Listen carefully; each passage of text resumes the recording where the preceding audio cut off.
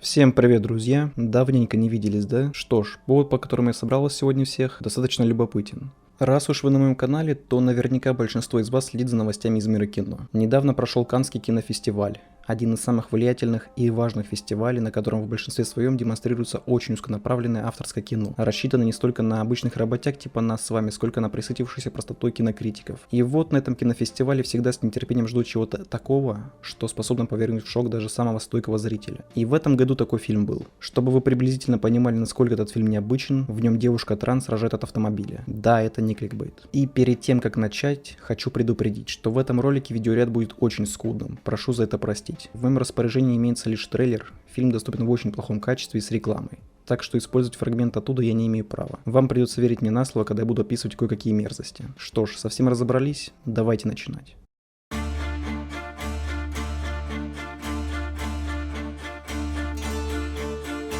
«Титан» – драматический боди-хоррор 2021 года, режиссером которого выступила Жюлья Дюкурно. Она может быть известна вам по фильму «Сырое», который также в свое время наделал много шуму на Каннском кинофестивале. В главных ролях выступили Венсан Линдон и дебютантка Агата Руссель. На Каннском кинофестивале фильму достался «Пальмовой ветви». Это значит, что для многих критиков и зрителей он оказался самым лучшим из всего списка номинантов. Это, мягко говоря, необычно. Чтобы вы понимали, во всех предыдущих годах «Пальмовой ветви» удостаивались по-настоящему отличные фильмы, типа «Паразитов» и «Магазинных воришек». В этом видео мы разберемся, достоин ли «Титан» данной награды, зачем нужны подобные фильмы, и я немного порассуждаю над смыслом этого в кавычках шедевра. Будет интересно. Переходим к сюжету.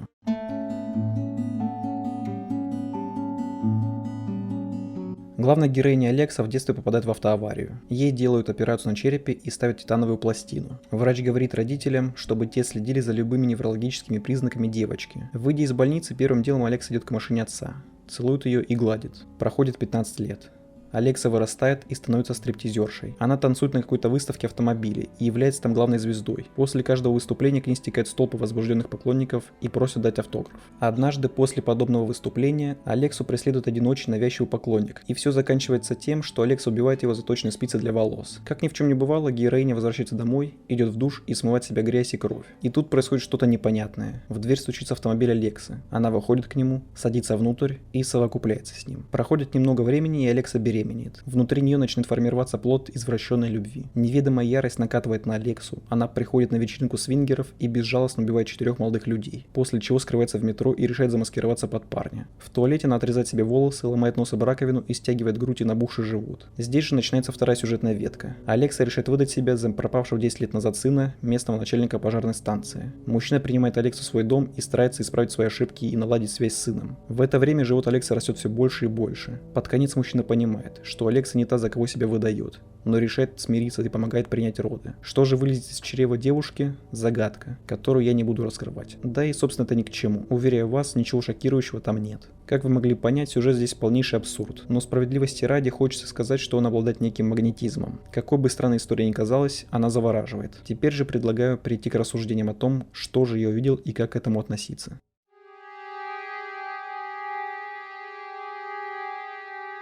Что я только что посмотрел? Этот вопрос крутился у меня первые 10-20 минут после увиденного. И правда, фильм накидывает столько непонятных образов, столько странных решений, непривычных вещей, что мозг просто не может усвоить это. Вскоре эффект шока улетучивается, с глаз спадает пелена, и перед тобой предстает фильм о поиске гендерной идентичности, о трансформации своего разума и тела, семейной трагедии и психологической травме. И если отбросить все непонятное и оставить лишь привычное, то структура легко читается. Перед нами с самого начала предстает сломленный человек. Речь про Алексу. Все ее убийства, любовь к машинам и прочее, как мне кажется, следствие той самой титановой пластины, негативно влияющей на ее психическое состояние. Сломленная Алекса встречает такого же сломленного Винсента, начальника пожарного участка. Сама того не подозревая, Алекса нуждается в отце так же, как Винсент нуждается в своем давно потерянном сыне. Две истерзанные души стараются вдохнуть частичку жизни друг в друга. В чем же там гендерная идентичность? Тут тоже все просто. Алексия маскируется под парня. Винсент видит в ней своего сына Адриана и всеми силами старается, чтобы тот поговорил с ним. Но это никак не удается. Винсент всю вторую половину фильма хочет, чтобы Адриан наконец-то вышел наружу, тем самым склоняя Алексу выбрать личину парня. И не сказать, что Алекса терзается принятым решением. Она хочет помочь мужчине и принимает Адриана внутри. Что касательно касательно трансформации тела и разума, то здесь речь идет исключительно о Винсенте. Каждый вечер он колет стероиды в покрытые синяками ягодицы. Его убивает внутренняя слабость, и он хочет компенсировать ее наружной силой. Пускай эта сила и не настоящая. В этом поступке видна именно что психологическая травма. Завершается ли трансформация с помощью стероидов чем-то хорошим? Конечно, нет. Вылечить душу, уж тем более собрать ее из разрозненных осколков, чтобы создать что-то светлое, задача сложная, если полагаться исключительно на стероиды. Итак, чем же по сути является Титан? Это достаточно заурядная драма, старающаяся замаскироваться под боди-хоррор. На нас вываливают неприятные образы.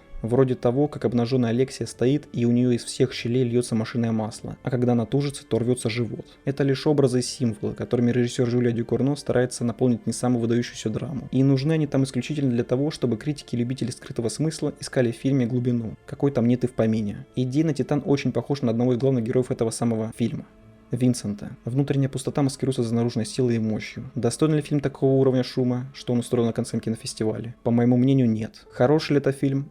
Опять же, как мне кажется, нет. Стоит ли он вашего потраченного времени? Совершенно не стоит. Кроме как пары неприятных моментов, Титан совершенно ничем не удивляет. Честно признаться, прошлый фильм режиссера Жюля Дюкурно «Сырое» мне понравился куда больше. В нем были действительно неприятные и, можно даже сказать, шокирующие моменты. В нем была отличная эстетика и непростой с точки зрения посыла сюжет. Посмотрите лучше его. А теперь возвращаемся к одному из главных вопросов. Зачем вообще нужны такие фильмы? Сейчас будет очень субъективный ответ. Подобный Титану фильм привносит в кинематограф разнообразие. Не имеет значения, какими средствами. Но факт остается фактом. Благодаря таким фильмам мы можем посмотреть на классические истории чуть под другим углом. Я не говорю, что фильм от этого как-то выигрывает. Если такое кино будет выходить хотя бы раз в несколько лет, то никто от этого не проиграет и не пострадает. Обычные зрители пройдут мимо, зажравшиеся киноманы ощутят глоток свежего воздуха. Если же вам нравится искать скрытый смысл в фильмах, или вы хотите посмотреть что-то необычное, то обратите свое внимание на работы Ингмара Бергмана. В них интересно копаться и искать что-то сакральное, невидимое. Его работа деликатная, не пускает зрителям в глаза бессмысленный шум. Его экзистенциальная драма наполнена метафорами, символизмом и аллегориями. Словно стихотворение, рассказанное киноязыком.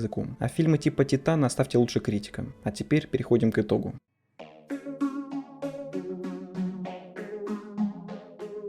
Титан — это необычный в плане визуала и простой в плане наполнения фильм. Рекомендовать его к просмотру я не стану, особенно если у вас мало опыта в просмотре подобного. Титан подобен блюду, тщательно маскирующемуся под высокую кухню, но по сути являющийся обычным винегретом. Понравился ли мне этот фильм? Не сказал бы, что очень, но это явно не лютый мусор. Пересматривать его я точно не стану, но следить за дальнейшими работами Жюли Дюкурно буду. А на этом у меня все. Если вам понравилось это видео, то не забудьте оценить его и написать парочку комментариев для продвижения. Тем, у кого есть желание поддержать мой канал материально, я предлагаю несколько способов сделать это. Вы можете стать либо спонсором, либо же нажать на кнопку «Спасибо» под видео и задонатить конкретно за этот обзор, как вам будет удобнее. Финансовая помощь для меня также важна, как и моральная. Думаю, вы сами это прекрасно понимаете. Огромное спасибо тем, кто уже поддерживает. Благодаря вам у меня есть мотивация продолжать дальше. Спасибо всем за просмотр, удачи и пока.